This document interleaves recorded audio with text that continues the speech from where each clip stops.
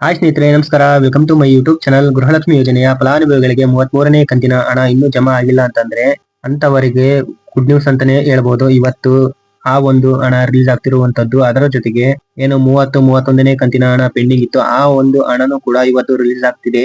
ಹಾಗೆ ಇದರ ಜೊತೆಗೆ ಯಾರು ಈ ಒಂದು ಗೃಹಲಕ್ಷ್ಮಿ ಯೋಜನೆಯ 2000 ಹಣನ ಪಡಿತಾರೆ, ಯಾರು ಪಡೆಯೋದಿಲ್ಲ, ಹಾಗೆ ಯಾವ ಜಿಲ್ಲೆಗಳಿಗೆ ಇವತ್ತು ರಿಲೀಸ್ ಆಗ್ತಿದೆ ಅಂತ ಸಂಪೂರ್ಣವಾದ ಮಾಹಿತಿನ ತಿಳಿಸ್ಕೊಡ್ತೀನಿ. ಇದರ ಜೊತೆಗೆ ಹಾಗೆ 33ನೇ ಕಂತಿನ ಹಣನೂ ಕೂಡ ಯಾವಾಗ ಬಿಡುಗಡೆ ಆಗುತ್ತೆ ಅನ್ನೋದ್ರ ಬಗ್ಗೆ ಮಾಹಿತಿನೂ ಕೂಡ ತಿಳಿಸ್ಕೊಡ್ತೀನಿ.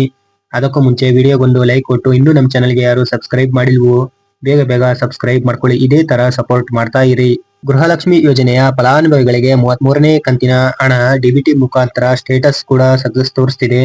ಇದೇ ಆಗಸ್ಟ್ 28ನೇ ತಾರೀಕಿನ ಒಳಗಾಗಿ ಈ ಒಂದು 33ನೇ ಕಂತಿನ ಹಣ ಕ್ರೆಡಿಟ್ ಆಗಲು ಪ್ರಾರಂಭ ಆಗಬಹುದು.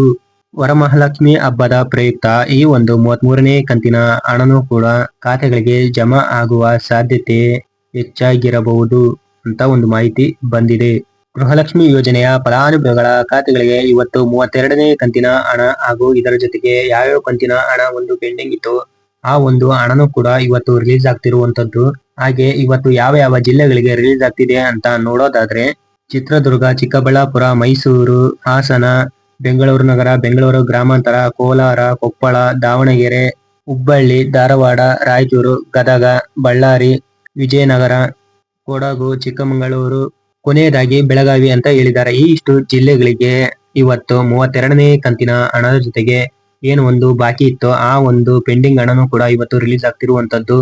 ಆದಷ್ಟು ಅಕೌಂಟ್ ಗಳನ್ನ ಚೆಕ್ ಮಾಡ್ತಾ ಇರಿ. ಯಾವ ಟೈಮ್ ಅಲ್ಲಾದ್ರೂ ನಿಮ್ಮ ಖಾತೆಗಳಿಗೆ ಹಣ ಬರಬಹುದು. ಹಾಗೆ ಅಕೌಂಟ್ ಸ್ಟೇಟಸ್ ಅನ್ನು ಕೂಡ ಚೆಕ್ ಮಾಡ್ತಾ ಇರಿ. ಈ ಒಂದು ಪೆಂಡಿಂಗ್ ಹಣದ ಜೊತೆಗೆ 32ನೇ ಕಂತಿನ ಹಣನೂ ಕೂಡ ನಿಮ್ಮ ಖಾತೆಗಳಿಗೆ ಕ್ರೆಡಿಟ್ ಆಗಬಹುದು. ಗೃಹಲಕ್ಷ್ಮಿ ಯೋಜನೆಯ ಫಲಾನುಭವಿಗಳ ಖಾತೆಗಳಿಗೆ 33ನೇ ಕಂತಿನ ಹಣ ಇನ್ನೇನು ಒಂದು ವಾರದೊಳಗಾಗಿಯೇ ಕ್ರೆಡಿಟ್ ಆಗಲು ಪ್ರಾರಂಭ ಆಗುತ್ತೆ.